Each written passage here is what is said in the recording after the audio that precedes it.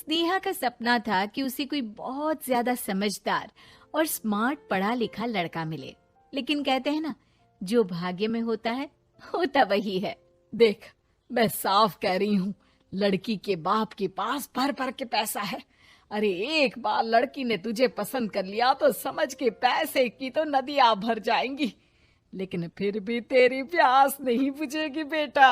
अरे माँ, फ्रिज में मैंने 2 बोतल पानी की रखी है, और कैसे प्यास बुझेगी?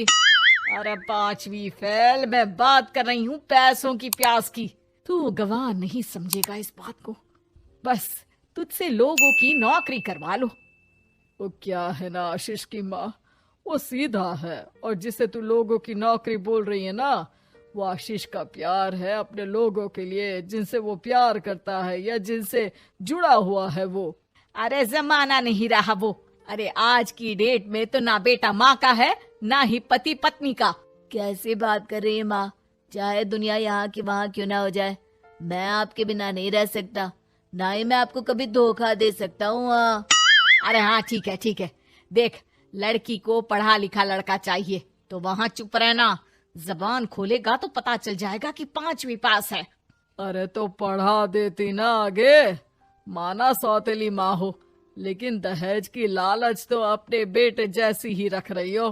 पापा ऐसा मत बोलिए ना माँ को, वो मेरी माँ है, मैं उनसे बहुत प्यार करता हूँ। अच्छा बेटा, कुछ नहीं कहता, बस तैयार हो जा, चलते हैं और देखते हैं कि कौन है लड़की और क्या चाहती है। सभी मिलकर लड़की देखने जाते हैं, जहाँ स्नेहा आशीष को देखकर ही इम्प्रेस हो जाती है। वाह, कितना हैंडसम है, काश इससे मेरी शादी हो जाती, लेकिन पता नहीं कितना पढ़ा लिखा है।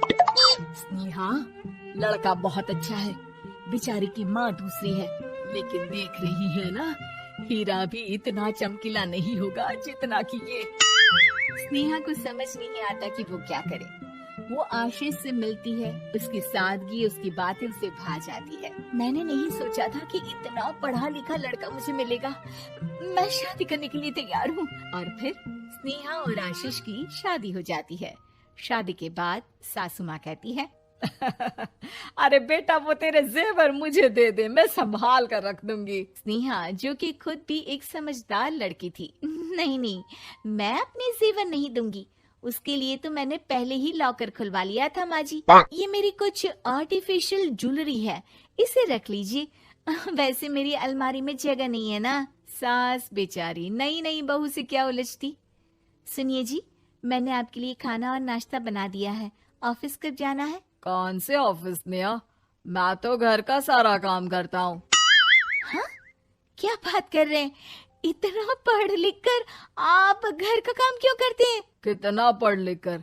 मैंने तो सिर्फ 5वीं तक पढ़ाई की है। तभी वहाँ सास आ जाती है। अरे 5वीं तक भी पढ़ लिया तो समझो मेरी कृपा से, वरना तो जो इसके लक्षण थे ना, क्या बताना। अच्छा आशीष, जरा बाहर जा और भाग कर टूथपेस्ट लेकर आ, सुबह से मंजन नहीं किया। और हाँ, फिर जाकर दुकान की सफाई कर देना, तेरा छोटा भाई दुकान पर जाने को तैयार हो रहा है।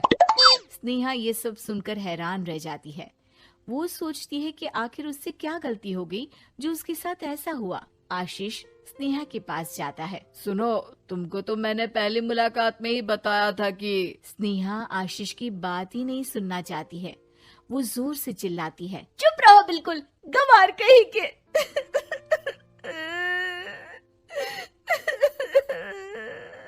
कितना बड़ा धोखा हो गया मेरे साथ, अब मैं इस घर में नहीं रह सकती।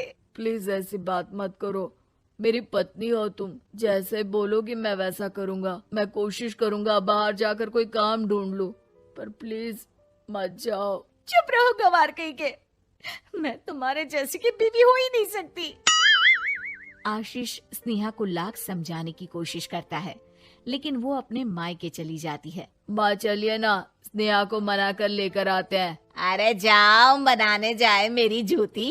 इतना घमंड, जैसे कलेक्टर हो कहीं की महारानी। अरे मैं तो तुझे कहूंगी कि तू भी भूल जा, हमने नहीं भगाया, खुद ही तो गई है। माँ वो बीवी है मेरी, मैं प्यार करता हूँ उससे, मैं जा रहा हूँ उसे लेने। वहीं स्नेहा के घर पर, माँ वो तो कुछ काम ही नहीं करता, घर का नौकर है, 5वीं पास।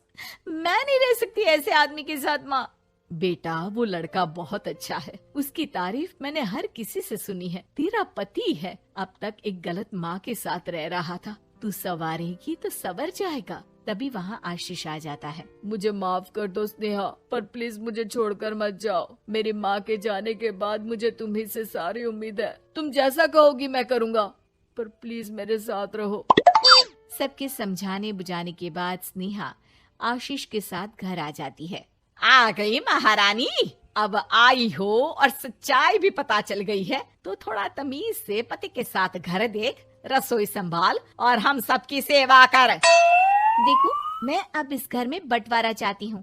जो मेरे पति का हिस्सा है वो उसे मिले और वो आज से कोई काम नहीं करेंगे।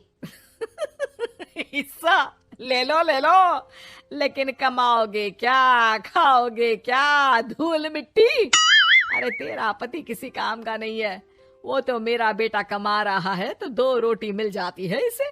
तभी वहाँ स्नेहा के ससुर आ जाते हैं। मैंने एक बंद फैक्ट्री को पहले ही आशीष के नाम कर दिया है और घर के 2 तल्ले में 1 तल्ला ले लो। मैं तो आशीष के पास रहूंगा, वकील थोड़ी देर में आता ही होगा। अरे जाओ जाओ, 2 दिन में भूख से तड़प कर सब वापस आ जाओगे। बढ़िया आई बहू बेटे वाली। फिर क्या था, स्नेहा आशीष के साथ मिलकर बंद फैक्ट्री को खोलती है और मन लगाकर काम करती है।